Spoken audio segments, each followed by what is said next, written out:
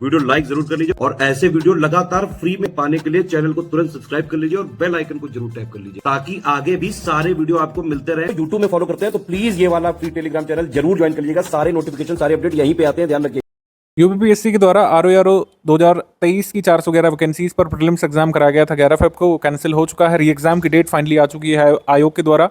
22 दिसंबर 2024 को आपका आरओ 2023 का प्रीलिम्स का री एग्जाम होगा और उसके 60, 70 से 90 दिवस के बीच आपका मेंस होता है। तो काफ़ी समय आपके पास बच रहा है मेंस की तैयारी के लिए। जो लोग मेंस के लिए तैयारी करना चाहते हैं, आरओ मेंस में दो पेपर ऑब्जेक्टिव, 2 पेपर सब्जेक्टिव होते हैं। आप तैयारी कर सकते हैं हमारे ग्रुप में आकर के। हमारा ग्रुप 6 जून 2024 से शुरू हुआ है। एक वीक बाद इसमें प्रैक्टिस भी शुरू हो जाएगी। आप इन गिवन नंबर्स पर कॉल करके व्हाट्सएप करके अधिक जानकारी प्राप्त कर सकते हैं आरओ के हमारे मेंस के पेड बैच के बारे में। ये आपका आरओ मेंस के पेड बैच का स्ट्रैटेजी वीडियो है। इसमें सब कुछ बताया जाएगा, किस तरीके से क्या क्या आपको करना पड़ेगा, कैसे कॉपीज ग्रुप में चेक होंगी, कैसे टास्क वगैरह कराए जाएंगे, कैसे आपकी आरओ की लिखित परीक्षा की तैयारी होगी। 2 पेपर लिखित होते हैं, 2 पेपर ऑब्जेक्टिव होते हैं। सब कुछ इसमें बताया जाएगा। स्ट्रैटेजी वीडियो को ध्यान से देखिएगा। आरओ का एग्जाम पैटर्न इस तरीके का है। ऑफिशियल नोटिस से मैंने इसको लिया है। प्रारंभिक परीक्षा सबसे पहले यहाँ पे होती है, जो हुई भी थी 11 फेब को, तो ज़्यादा इसके बारे में बताने की जरूरत नहीं। 2 पेपर होते हैं, कुल मिलाकर अंक हो जाते हैं 200 और उसमें से आपकी post wise category wise cut off बनती है। कट ऑफ जो लोग पार करते हैं वही लोग मेंस के लिए एलिजिबल होते हैं, उनका अलग से फॉर्म फिलअप होता है।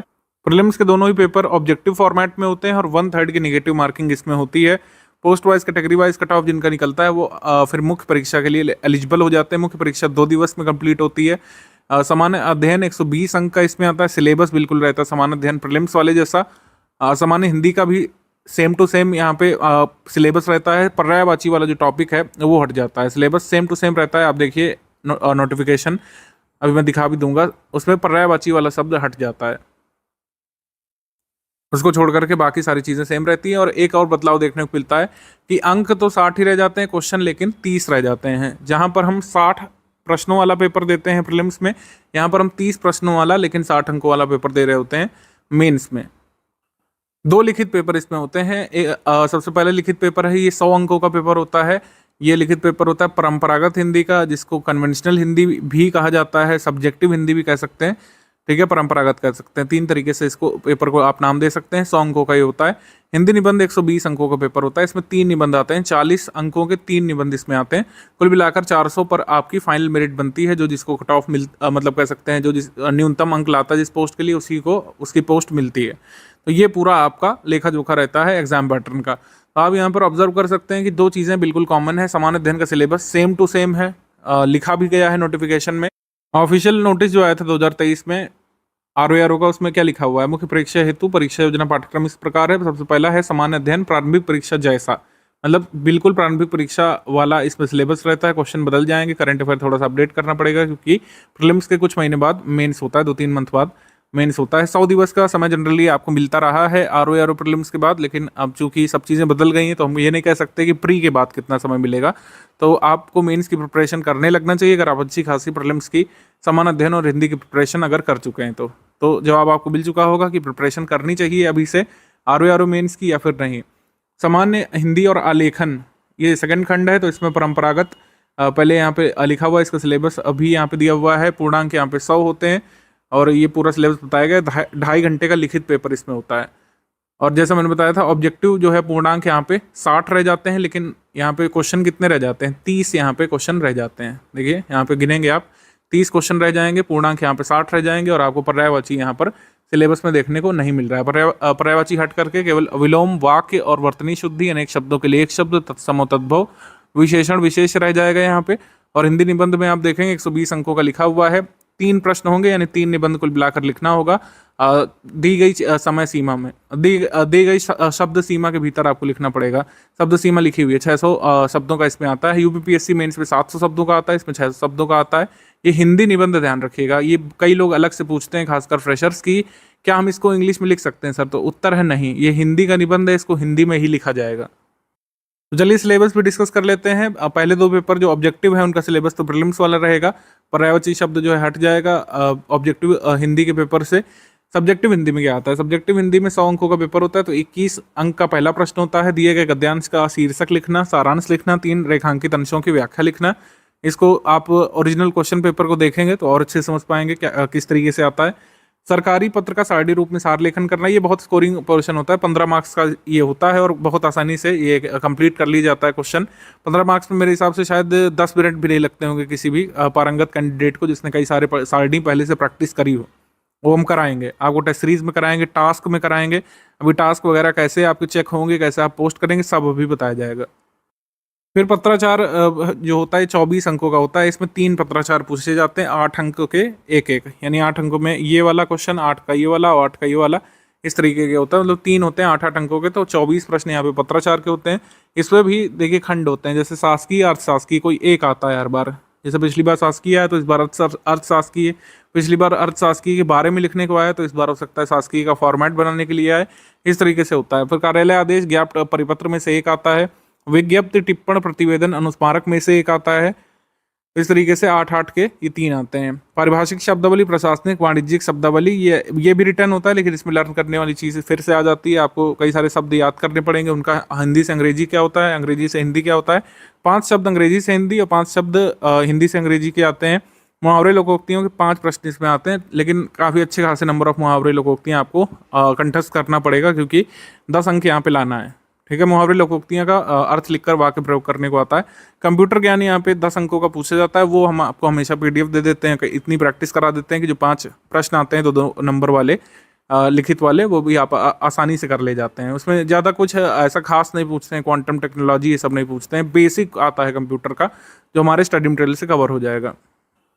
फिर निबंध, यहाँ पे 3 घंटे का पेपर होता है, 120 अंकों का। तो एक एक निबंध लिखने में आपको 1-1 घंटा देना है। सिंपल कैलकुलेशन है। 600 शब्दों के भीतर आपको इसको कंप्लीट करना है। इसमें भी तीन चॉइसेस आते हैं, मतलब पेपर में कुल मिलाकर 9 निबंध आते हैं, उनमें से 3 आपको करने पड़ते हैं। पहले खंड में आता है साहित्य और संस्कृति से संबंधित, फिर सामाजिक क्षेत्र, फिर राजनैतिक क्षेत्र, ये पहला हो गया। सेकंड खंड हो गया विज्ञान, प्रौद्योगिकी और पर्यावरण, ये इससे एक आता है। आर्थिक क्षेत्र से एक आता है और कृषि और व्यापार से आता है। ठीक है, अब देखिए क्षेत्र लिखा हुआ है, इसमें क्या करते हैं कि जैसे आर्थिक क्षेत्र में कई बार पूछ लेते हैं, कोई नई स्कीम जैसे आई उसके बारे में पूछ लेते हैं। जैसे कोविड के बाद अर्थव्यवस्था का स्वरूप क्या होगा, ये पूछा गया था। तो ऐसे ही अभी टॉपिक्स कैसे बनते हैं वो भी मैं अभी ओरिजिनल पेपर दिखाऊंगा, तो अच्छे समझ में आएगा आपको। राष्ट्रीय अंतर्राष्ट्रीय घटनाक्रम, करंट अफेयर में जो चीज़ें चल रही होती हैं उससे जरूर आता है। जैसे एक देश एक चुनाव काफ़ी चर्चा में है, इसके लिए कमेटी बनाई गई है, उसने अपनी रिपोर्ट भी अभी सबमिट करी है प्रेसिडेंट जी को। और ये चुनाव का वर्ष है, तो कई सारी चीज़ें चर्चा में रही। इंडिया अलायंस ने जो अपना अलायंस बनाया था, तो इंडिया बनाम भारत, ये अवधारणाएं जो है, कल्चरल आइडेंटिटी, ये सब जो लगातार जो वर्ष भर चर्चा में रही चीज़ें, और जियोपॉलिटिकल चीज़ें, ठीक है, भू राजनीतिक क्षेत्र में जो चीज़ें लगातार चर्चा में बनी रही, 3rd वर्ल्ड वॉर होगा कि नहीं होगा, होगा तो किस फ्रंट पे लड़ा जाएगा, ये सब। इसके बाद प्राकृतिक आपदाओं से संबंधित, भूस्खलन, चक्रवात, भूकंप, बाढ़, सूखा, इससे आता है। जिनका थोड़ा सा ज्योग्राफी में ज़्यादा झुकाव रहता है वो ये वाला चूज़ करते हैं, आपको करना भी चाहिए। और तीसरा है राष्ट्रीय विकास योजनाओं के बारे में आता है। राष्ट्रीय विकास योजनाओं में जो लगातार चल रही होती, चर्चा में होती, जैसे भारत में खाद्य सुरक्षा के लिए जो लगातार आप देख रहे हैं 2020 के अप्रैल से लगातार फ्री राशन दिया जा रहा है लोगों को, तो ये लगातार चर्चा का विषय बना रहता है कि क्या इसे जारी रहने दिया जाना चाहिए या फिर इसे बंद कर देना चाहिए। अब तो गवर्नमेंट ने इसको बहुत स्ट्रक्चर्ड कर दिया है स्कीम को, जो खाद्य सुरक्षा के लिए चलाई गई है। तो इस तरीके के टॉपिक्स होते हैं। अब ओरिजिनल पेपर में दोनों ही इसके दिखा दे रहा हूँ, सब्जेक्टिव के और निबंध के, तो और अच्छे से आपको क्लैरिटी मिलेगी कि किस तरीके से क्वेश्चन बनते हैं। स्टडी मटेरियल में RO मेंस ऐसे वाले में क्या क्या दिया गया होगा आपको, ये आपको पहले तो हमने PYQ दिए हैं। ऐसे का 2021 का जो पेपर हुआ था, 2021 का प्रीलिम्स हुआ था 5 दिसंबर को, इसका मेंस अप्रैल 2022 में हुआ था फर्स्ट वीक में, तो ये ऐसे पेपर है, इस तरीके का आया था। 2021 का निबंध पेपर आप देखिए जो 2022 के अप्रैल में हुआ था। साहित्य और संस्कृति का अंतर संबंध इसमें पूछा गया है। ठीक है, अब साहित्य और संस्कृति का यहाँ पे जोड़ के पूछा गया। कई बार जो है पूछ सकते हैं साहित्य नैतिक मूल्यों से संबंधित, और भी कई बार साहित्य से अन्य चीज़ों को जोड़कर पास्ट में पूछा गया है, उसके भी पेपर्स में आपको मैं एग्जाम्पल दिखाऊंगा। शिक्षा और नैतिक मूल्य से जोड़ करके इस पर पूछा गया है। और फिर वर्तमान राजनीति का परिदृश्य, उसका भावी प्रभाव, इनमें से कोई एक करना पड़ता है। तो मेरा मानना है कि जो ये सिलेबस है ऐसे का, कोई ना कोई क्षेत्र जो आपका फेवरेट होता है या फिर जो जिसमें आप इंटरेस्ट रखते हैं या फिर जिसमें अच्छा लिख सकते हैं, वो आपको 3 में से एक तो मिल ही जाता है। खंड 2 में भी समसामयिक परिप्रेक्ष्य में पर्यावरण परिरक्षण और प्रदूषण निवारण की महत्ता, इसके बारे में पूछा गया है। सेकंड है गरीबी रेखा की तलाश, सामाजिक समता का प्राथमिक प्रयास है। अब देखिए गरीबी रेखा जो है चर्चा में रही, तो ये सवाल इसमें पूछा गया। कास्ट सेंसस कई सारे प्रदेशों ने कराया, पहले बिहार ने, आंध्र प्रदेश में चर्चा रही और अन्य राज्यों में भी कराने की क्या बात चल रही थी, साउथ इंडियन स्टेट्स में। तो कास्ट सेंसस ये बहुत इंपॉर्टेंट टॉपिक बन रहा है, इस पर हम लिखवाएंगे इसे। तो इस तरीके से समसामयिकी विषय इसमें, वैसे तो समसामयिक विषय थर्ड सेक्शन में है, लेकिन कई बार जो सिलेबस है वो समसामयिकी से जोड़ करके पूछ लिया जाता है। भारतीय जनजीवन की विविध चुनौतियां इसमें पूछा गया है। अब इसमें तो कई मतलब वैरायटी ऑफ कह सकते हैं थॉट्स हो सकते हैं आपके पास जनजीवन की चुनौतियों के बारे में लिखने के लिए। तो मेरे हिसाब से अगर इसमें आपको चूज़ करना था तो ये वाला आपको चूज़ करना चाहिए। इसमें आप समसामयिकी पर भी लिख सकते हैं और जो भी आपका ऑब्जर्वेशन है उस पर भी लिख सकते हैं। थर्ड जैसे सेक्शन में तृतीय विश्व युद्ध की आशंका पूछा और भारत की नीति, जैसे रशिया यूक्रेन युद्ध लगातार चर्चा में बन रहा था वर्ष भर 2022 से ही लगातार, तो उसके बारे में पूछा कि तृतीय विश्व युद्ध कैसे होगा, कौन कौन उसमें पार्टिसिपेट करेंगे, भारत की नीति इसके प्रति क्या रही, आगे क्या रह सकती है। स्थानीय बनाम भूमंडलीय, ठीक है, लोकल वर्सेस ग्लोबल, ठीक है, ये इस तरीके का है। लोकल वर्सेस ग्लोबल लगातार चर्चा में रहा। पीएम मोदी जी ने लोकल फॉर ग्लोबल की बातें करी, तो लोकल वर्सेस ग्लोबल क्या है, कि क्या इसकी अवधारणाएं हैं, क्या ये विरोधाभास में है, क्या एक दूसरे के पूरक के रूप में, इसको आपको एक्सप्लोर करना था। फिर प्राकृतिक आपदाएं और हमारी तैयारियां, प्राकृतिक आपदाओं से संबंधित आता है कई बार।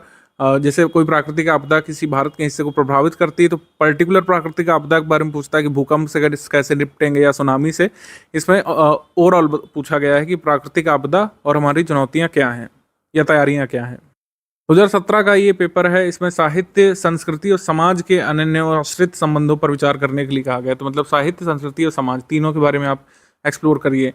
सेकंड है राष्ट्रीय एकता की दृष्टि से कश्मीर समस्या पर विचार करें, ठीक है, ये किसके संबंध में है आपको पता है। 2017 जरूर इसमें लिखा हुआ है, लेकिन पेपर कब हुआ था, 2019 में हुआ था फर्स्ट क्वार्टर में, तब ये कश्मीर मुद्दा लगातार चर्चा का विषय बना हुआ था, इस वजह से इसमें रखा गया है। भारत और पुलवामा वगैरह भी आप देखें, ठीक है। तो राष्ट्रीय एकता की दृष्टि से कश्मीर समस्या, इसमें पुलवामा जो अटैक हुआ था उसके संबंध में ये पूछा गया था। भारत की मौलिक एकता क्या है, उदाहरण सहित विवेचना कीजिए। विज्ञान जहां विकास का कारक है वहीं विनाशक की भूमिका निभा सकता है, क्यों कैसे। सेकंड खंड में पूछा हुआ सामाजिक एकता की दृष्टि से आर्थिक असमानता असहयोगी चिंतन धारा का निर्वहन करने लगता है, इस पर विचार करना है। भारतीय किसान नीति की समकालीन चुनौतियों पर विचार करें। भारतीय किसान आंदोलन तो लगातार चर्चा में रहा था, पिछले 2 बार से हो चुका है, तो किसान आंदोलन या फिर किसानों की समस्याओं पर एक बार फिर से द्वितीय खंड में आने की उम्मीद है, इस पर भी लिखवाया जाएगा आपको। प्राकृतिक आपदा नीतियों की प्रारूपों पर विचार करना है। नक्सलवाद और भारतीय बुद्धिजीवियों के अंतः संबंधों पर प्रकाश डालिए। अर्बन नक्सल जो टर्म लगातार चर्चा में था, तो इस वजह से इसको डाला गया है इसमें। भारतीय एकता को ध्यान में रखते हुए पड़ोसी देशों से मिलने वाली चुनौतियों और समाधान के विषय पर लिखिए इसमें। 2016 का जो री एग्जाम हुआ था 2020 में, उसमें ये जो पूछा गया था साहित्य समाज की पुनर्सृष्टि, इस पर लिखना था। वर्तमान समाज और युवकों की रचनाशीलता, वर्तमान लोकतंत्र की दशा और भावी स्वरूप। इसके बाद पर्यावरण प्रदूषण महामारियों का मूल है, तो महामारी कोविड महामारी के बाद ये पर्यावरण प्रदूषण से उसको एसोसिएट करके पूछा। कोरोना महामारी से अलग से क्वेश्चन पूछा, कोरोना महामारी से उत्पन्न आर्थिक संकट और उसके दुष्परिणाम क्या हैं। कृषकों की समस्या, उसका निदान किसान आंदोलन के एसोसिएटेड यहाँ पे पूछा गया। थर्ड खंड है कि भारत चीन सीमा विवाद विविध परिणतियां, जो गलवान वैली में क्लैश हुआ था, हमारे जवान मारे गए थे मई मंथ में 2020 में, उसके संबंध में। नई शिक्षा नीति, उपादेयता तथा क्रियान्वयन की समस्या, नई शिक्षा नीति जो आई थी उसके बारे में। स्थानीय स्तर पर रोजगार सृजन की आवश्यकता, इसके बारे में। तो इस तरीके से मैं जो आपको चीज़ बताने जा रहा हूँ कि टॉपिक प्रेडिक्ट करना तो आसान हो जाएगा, लेकिन किस तरीके से ऐसे को ड्राफ्ट करना है आपको, ये तैयारी पर डिपेंड करेगा। ऐसे जो है कोई ऑब्जेक्टिव पेपर तो है नहीं कि हमको पता है कि अगर इंडिया बनाम भारत आए तो बस यही पॉइंट्स हो सकते हैं। ऐसा हो सकता है कि आप जो बिंदु लिखेंगे, आपका साथी जो बिंदु लिखेगा एकदम अलग अलग लिखेगा, लेकिन नंबर दोनों को एक जैसे मिलेंगे, या आपको कम उसको ज़्यादा, या उसको कम आपको ज़्यादा मिल सकते हैं। तो ऐसे का मतलब ही जैसे निबंध है, तो इसका कोई बंधन नहीं होता, कोई स्ट्रक्चर्ड वे नहीं होता है कि इस तरीके से ऐसे लिखा जाएगा और इस तरीके से नहीं लिखा जाएगा, कोई डेफिनेशन नहीं है। पुराने हमारे कह सकते हैं महानुभावों ने जो स्ट्रक्चर बताए हैं उसको हम फॉलो कर सकते हैं, एमुलेट कर सकते हैं, लेकिन इसमें कोई स्ट्रक्चर नहीं होता है कि ये स्ट्रक्चर सही है, स्ट्रक्चर गलत है, इस तरीके से नहीं होता है। आप लिखते हुए सीखेंगे, और ऐसे में जो जिस तरीके से आप लिखते हैं, आप एक नया स्ट्रक्चर डेवलप कर लेते हैं कई बार। तो ऐसे की तैयारी होती है लेखन से। लेखन आप करेंगे, हम आपको टॉपिक देंगे, आप लिखेंगे, हम आपको मॉडल उत्तर देंगे ऐसे का, और आपका ऐसे चेक भी करेंगे और उसमें फीडबैक देंगे। इस तरीके से ऐसे राइटिंग हमारे ग्रुप में होगी। पहला ऐसे का टॉपिक आपको करीब 7 दिवस बाद मिलेगा। तब तक करना क्या है ये समझिए। कुछ ऐसे हमने मॉडल ऐसे ड्राफ्ट करके दिए हैं जो प्रीवियस ग्रुप्स में कराए गए थे, जैसे इंडिया बनाम भारत। अब ये ऐसे पहले कराया गया था 1-2 साल पहले, लेकिन अब इसकी रेलिवेंस फिर से बढ़ गई है लगातार। जो इंडिया बनाम भारत जो चर्चा में रहा, इंडिया आइडेंटिटी माने कि भारत को आइडेंटिटी माने, हमारे भारतीय समाज की किस तरीके से माने। इसलिए इंडिया बनाम भारत की जो अवधारणा है ये ज़रूरी है, तो ये इसको आप पढ़िएगा। इंडिया बनाम भारत में आप क्या सोचते हैं और फिर इसको पढ़िए। इस तरीके से थोड़ा सा यहाँ पे अवलोकन करिए शुरू के एक सप्ताह। ऐसे जो है मैं बता रहा हूँ फिर से, ऐसे में आपको पहले पढ़ना चाहिए, तभी यहाँ पे मॉडल उत्तर दिए हैं कि सबसे पहले आप पढ़िए कि किस किस तरीके से यहाँ पे दिया हुआ है। फिर आप खुद से सोचिए कि मैं होता तो इस पर क्या लिखता, या फिर मैं इस पॉइंट की जगह ये पॉइंट लिख सकता था। इसका थोड़ा सा अवलोकन करिए, आत्मावलोकन करिए शुरू के 1 सप्ताह। बस 1 सप्ताह काफ़ी होगा, अभी फेस्टिवल भी है बीच में, तो रीडिंग का काम आप करिए। लेखन कार्य आपका 1 सप्ताह बाद शुरू करा दी जाएगा। पहले टॉपिक मिलेगा, आप उस पर लिखेंगे, मॉडल उत्तर पढ़ेंगे, आपकी जो खामियां हैं वो बता दी जाएंगी आंसर राइटिंग चेक करके, और फिर आप नेक्स्ट डे से लिखेंगे, उससे अच्छा लिखने का प्रयास करेंगे। इस तरीके से इंप्रूवमेंट होगा, और इसी तरीके से इंप्रूवमेंट किया जा सकता है। ऐसे में कोई यहाँ पे स्ट्रक्चर मैं नहीं बता सकता हूँ कि अगर विज्ञान पे ऐसे आया तो ये लिखना है, तो आप वो लिख देंगे, नंबर मिल जाएंगे। इस तरीके से चीज़ें नहीं काम करती हैं, क्योंकि ऐसे में कोई स्ट्रक्चर होता ही नहीं है। अब जैसे ये प्रारूप है, ये हमने बनाया, ये मतलब हमारी टीम ने बनाया है। अब कोई अलग प्रारूप भी आप बना सकते हैं, वो भी सही हो सकता है। कई लोग डायग्राम टाइप प्रारूप बना लेते हैं पहले। तो ये सब चीज़ों की चर्चा परिचर्चा होगी ऐसे राइटिंग के दौरान हमारे ग्रुप में ही। विज्ञान धर्म से संबंधित ये भी काफ़ी इंपॉर्टेंट टॉपिक हो सकता है। तो ये हमने दिया है भारतीय संस्कृति सबल और दुर्बल पक्ष, ये भी प्रथम खंड के लिए बहुत ज़रूरी है, इसको आप पढ़िए। सबल पक्ष दुर्बल पक्ष आप क्या मानते हैं, कोई आपको लगा कोई पक्ष यहाँ पे छूट गया है, या कोई नवीन पक्ष डाला जा सकता है बदलते परिवेश में, तो उसके बारे में लिख सकते हैं। इसके बाद भारत में सुशासन, गुड गवर्नेंस पर लगातार बात हो रही है, जो second term PM Modi ji सर्व करके खत्म कर रहे हैं, इसमें गुड गवर्नेंस पर बात हुई है। मिनिमम गवर्नमेंट मैक्सिमम गवर्नेंस पर बात हुई है, तो वो क्या है, ठीक है, तो इसके बारे में है। मतलब कई सारे एकदम इम्पोर्टेंट टॉपिक तो हमने दिए। भारत में आपदा प्रबंधन, ये तो कई तरीके से एक्सप्लोर किया जा सकता है। आपदा प्रबंधन से एक ना एक तो आता ही है कुछ ना कुछ। तो उसके बाद है भूमंडलीकरण और भारतीय भाषाएं, ये भी काफ़ी ज़रूरी है। भारतीय भाषाओं पर लगातार चर्चा बनी रही। नॉर्थ वर्सेस साउथ डिवाइड जो है, या फिर जो हिंदीकरण की बात कई लोग करते हैं साउथ इंडिया में, तो उसके क्या विभिन्न आयाम हैं, इससे आपको पता चलेगा। मतलब कहने का मतलब है कि कैसे, जैसे कुछ लोग पूछते हैं कि जैसे उन्होंने कभी ऐसे लिखा नहीं, या फिर ऐसे की कभी तैयारी करी नहीं, ऐसे का एग्ज़ाम आपने कभी दिया नहीं, तो कैसे अवधारणा विकसित करें, क्या उसके लिए बहुत कुछ पढ़ना पड़ेगा? उत्तर है नहीं। मैं ये नहीं कहूँगा कि आपको अलग से स्कॉलरशिप लेने की कहीं ज़रूरत होगी, अलग से कोई डिग्री लेने की ज़रूरत होगी एक अच्छा ऐसे लिखने के लिए। यूपीपीएससी आरओ मेन इसके लिए क्या करना होगा मैं बता रहा हूँ कि जो ऐसे यहाँ पे मॉडल ऐसे उनको पढ़िए सबसे पहले। और इतना ज्ञान आप लोग रखते हैं, इतना जीएस पढ़ के आ रहे हैं, मतलब अभी फिर से देंगे, प्रीलिम्स देंगे, फिर मेंस में जीएस का पेपर देंगे, इतना स्तर आपका मजबूत हो जाता है कि आप एक उत्कृष्ट ऐसे लिख सकें मेंस पेपर के लिए। भारत मानवाधिकार, ये टॉपिक हमने दिया है, इसको पढ़िए आप। ऑनर किलिंग, कैसे रुक सकती मानव हत्याएं, ये भी हमने दिया है, ये काफ़ी चर्चा में रहा था, अब तो खैर नहीं ज़्यादा हॉट टॉपिक है। महिला सशक्तिकरण एवरग्रीन टॉपिक है, इसके बारे में आपको पॉइंट्स पता होने चाहिए।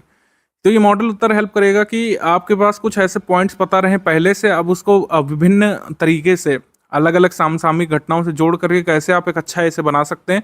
ये आप जब लिखेंगे, हम आपको जो टॉपिक देंगे उस पर आप लिखेंगे और फिर अपना कॉपी भेजेंगे, उस पर जो मूल्यांकन होगा उससे आगे की दिशा तय होती है।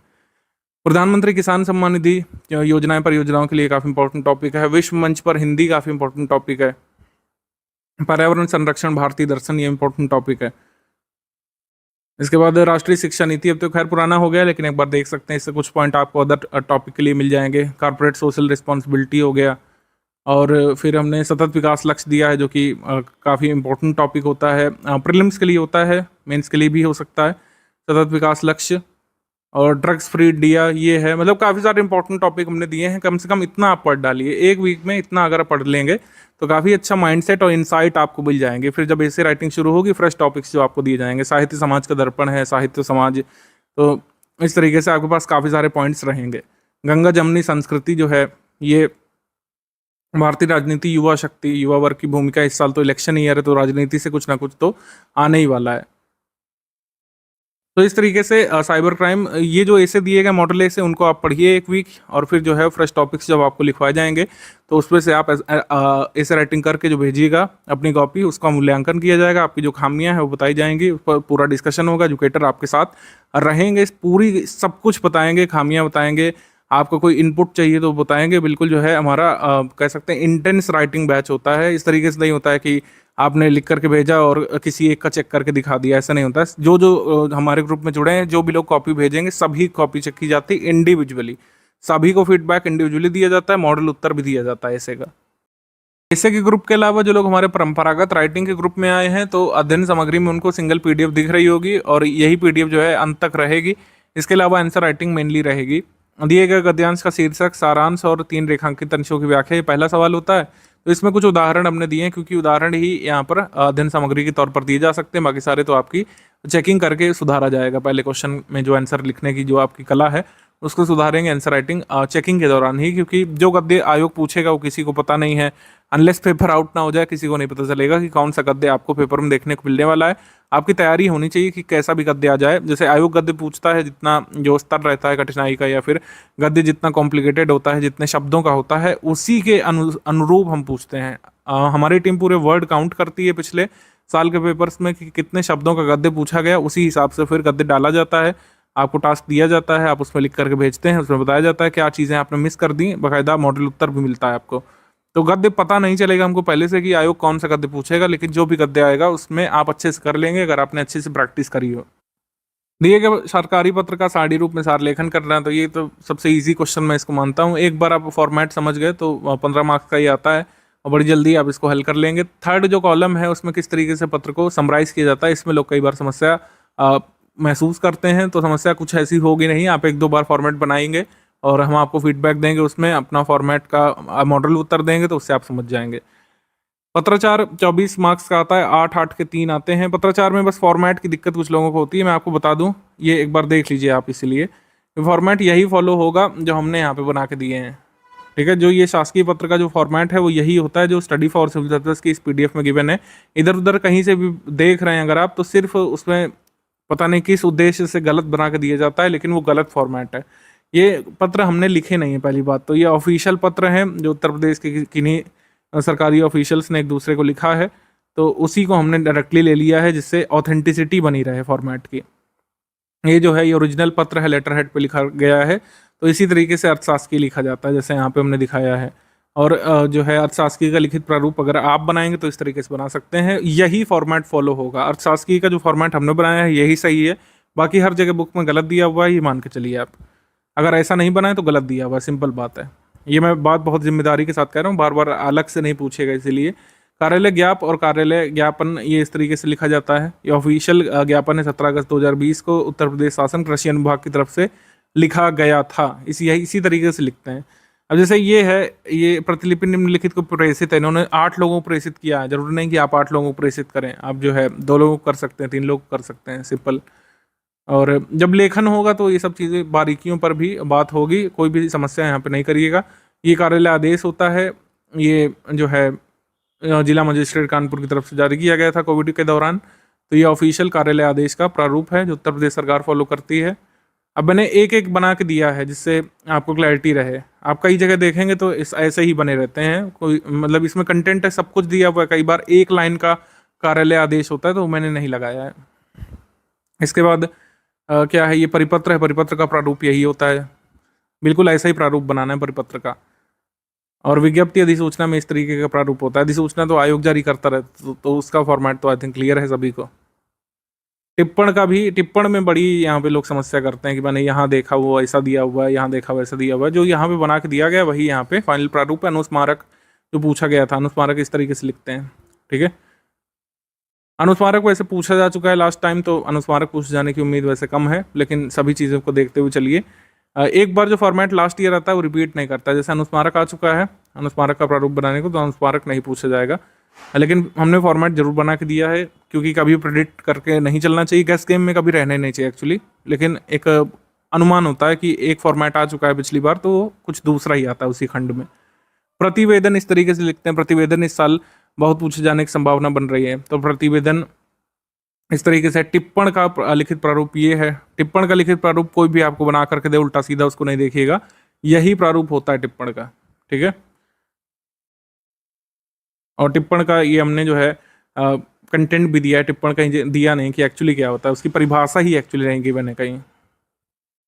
बाकी प्रशासनिक परिभाषिक शब्दावली इतनी दी हुई है कि आप एग्जाम में क्वेश्चन सही कर लेंगे, हर बार इसी से आता है। ये प्रीवियस ईयर में पूछी गई परिभाषिक शब्दावली के जो आंसर हैं वो हमने अलग से लिख दिए हैं, कि आप इसमें देख लीजिए। बाकी मुहावरे लोकोक्ति हैं जितना इसमें दिया है उतना ही याद कर लीजिए, वो सफिशिएंट होगा। कंप्यूटर ज्ञान जितना हमने दिया है वो सफिशिएंट है। इसमें कई सारे जो इंपॉर्टेंट प्रश्न है वो टेस्ट सीरीज में ही हम करा देंगे, टास्क में करा देंगे, जिससे वो रहे आपके पास। जैसे एआई इस बार काफ़ी चर्चा में है, मशीन लर्निंग, इन सभी के प्रश्न हम करा देंगे। मॉडल प्रश्न पत्र जरूर देखिए अभी एक सप्ताह जब तक आंसर राइटिंग नहीं शुरू हो रही है, और पिछले वर्षों के प्रश्न पत्र जरूर देखिए, ये एकदम लास्ट में गिवन होगा। ये लास्ट टाइम पेपर जो हुआ था 2022 में हुआ था, अप्रैल मंथ में, आर 2021 का मेंस, तो इसमें ये पेपर पूछा गया था परंपरागत का। इसमें जो पहला प्रश्न होता है 3 अंक का, 6 अंक का, 12 अंक का प्रश्न इसमें होता है। पहला प्रश्न में मतलब 3 खंड होते हैं, 3 भाग होते हैं उसके, कह सकते हैं। गद्य अवतरण का उपयुक्त शीर्षक लिखिए, गद्य अवतरण का सारांश लिखिए, गद्य अवतरण के रेखांकित अंशों की आपको व्याख्या करने को आता है। व्याख्या करने को ये 12 मार्क्स का आता है, क्योंकि 3 रेखांकित होते हैं, कभी कभी 2 होते हैं, कभी कभी 3 होते हैं, तो इसमें 3 हैं तो 4-4 अंकों के हैं, इसको आपको व्याख्या करना पड़ता है। फिर ये टैबुलर फॉर्म में इसको लिखना पड़ता है, 15 मार्क्स का। ये सबसे इजी क्वेश्चन मैं इसको मानता हूँ, क्योंकि पत्र बना रहता है और कंटेंट भी देखिए कितना है, आई थिंक 2-3 लाइन का है, इसको आपको समराइज कर देना है लास्ट कॉलम में। इसके बाद ये जो है पत्राचार, जैसे अभी अर्थशास्त्री पूछा गया लास्ट टाइम, इस बार शासकीय से प्रश्न बनने की संभावना रहेगी, या फिर ऐसा हो सकता है कि इसमें कहें कि फला व्यक्ति खुद को मान करके फला व्यक्ति को अर्थशास्त्री पत्र लिखिए। कार्यालय आदेश पूछ चुके हैं, तो कार्यालय ज्ञाप और परिपत्र इस बार बहुत जो है इंपॉर्टेंट रहेंगे। विज्ञप्ति पूछी जा चुकी है, तो इसमें जो है इंपॉर्टेंट रहेगा कि आपसे अधिसूचना हो सकता है पूछ लें, अधिसूचना का प्रारूप बनाने के लिए आ जाए, किसी सिनेरियो को दे करके अधिसूचना लिखने के लिए आ सकता है। टिप्पण के बारे में आ सकता है, टिप्पण इस बार काफ़ी मैं एक्सपेक्ट कर रहा हूँ, लेकिन सभी तरीके के फॉर्मेट की प्रैक्टिस आपको कराई जाएगी, जो भी आना होगा वो आ जाएगा। Proviso, bylaw, abandonment, corrigendum, cadre, इन सब का अर्थ पूछा गया है। फिर उल्लंघन, अनुलग्नक, विधानकारी, संधि, प्रत्युत्तर, इनके बारे में पूछा गया है। टाट बाहर आना, तालू में दांत जमना, ये सब मुहावरे 5 पूछे गए हैं।